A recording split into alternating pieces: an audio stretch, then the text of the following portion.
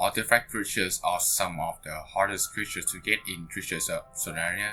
In this video, I will show you how to get an artifact creatures by just grinding them and how the grind actually works based on my own testing and experiment. Before we go into the video, I just want to mention that the artifact shop creatures start with an insane high price, but by collecting the correct item, you will dramatically reduce the merge cost. To keep it simple, I will divide everything into 3 main sections for you to understand and for you not to get overwhelming.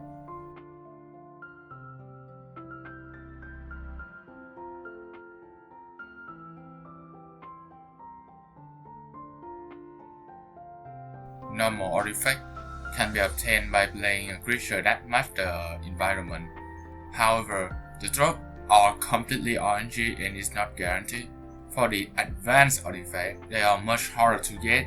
The drop rate are lower, may depend on the biome or condition, and they are still fully RNG. But some players choosing to grow a tier 3 creatures to a 100, attack an NPC or a player, then log off till their age to reset to around 66%, and this cycle will be repeated. This can work, but the drop gen is still low and is very inconsistent. There is no release office drop rate, so most info are come from a player. For example, there are some players thinking that the drop rate of the artifact is around 20%, but from my experiment, it is not 20 at all. Because of this, trading is a better option for you, even though the trading market is extremely random, and before trading you should ask in Discord server or just checking the trade value before you do it. So just be careful. Warden artifacts are obtained by feeding a shrine until it was full. Once complete, the shrine will always give you either Warden shield or stone, plus a random boost token or pallet. There are 2 main shrines in the game. Each will drop you an item that you will need. So here is the method that I use. For stone, I focus on this shrine since they need less food, but they give the same reward. For shield, this shrine will be the best for you because it requires less food. I farm stone first since they are easy to get and the item drop rate may lower, but sometimes it's just gonna give you something good. And then I go to chill. After each rotation, I take a 30-minute break because the shrine have 30-minute cooldown. For the creature that I use, I'm using Avius, a cheap tier 1 semi-aquatic flyer, which is fast, small, and really safe because you have borrow. When collecting meat, I usually stop at around 15 since going further isn't really worth the time. If you are the same tier as a carcass player, you can carry the whole thing. Unlike the element artifact, warden artifacts are guaranteed, making them one of the most reliable way for you to grind. They also drop some value token which can be useful in trading.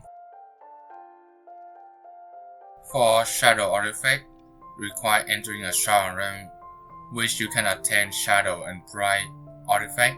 The easiest is growing since the main required is just killing player. However, it is RNG based and the reduction is small. To get a shadow artifact, you need to fit in a shadow shrine, which require 2,500 foot.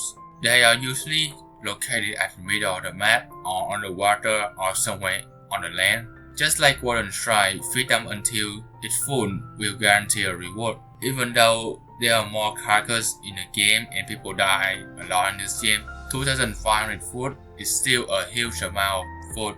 And with this map big, the traveling time is also a downside. More particular method that I find is using a tier 4 tier 5 flyer creatures and engaging in PvP so that you can get both player carcass and game carcass. At the same time, you can just maybe having a bright artifact because killing a player also drop them. This is of course if you survive. Overall, there's no optimized method. The mechanics are simple, but the ground ride risky and heavy RNG dependent will kill your momentum by a lot and affect your mental health.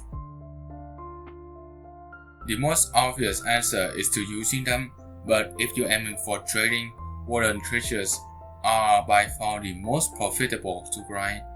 More specifically, drugs and Warthogers because people will overpaying for them because of their demand and rarity. Overall, if you just pick any Warden Creatures, people just still gonna pay you a lot of much or even some Valor Creatures. Outside the Warden Creatures, the Element Creatures and the Shadow Creatures is not really worth the time since the Element Creatures is harder to grind, but the demand are pretty low, so trading is not really worth it here. Shadow Creatures on the other hand can be worth way more, but they are significantly harder to get, and grinding them is time consuming. If you have time, you could try to do that. Trading is not the only way you can just using them. You can just PvP or shielding with some player. Because of this, it is important for you to decide what's your purpose before you purchase a creatures. Whenever you want to play with the creatures or trade by yourself or just collecting, knowing your goal ahead of time will save you a lot of time and frustration. This is the end of my video. I hope this video will help you.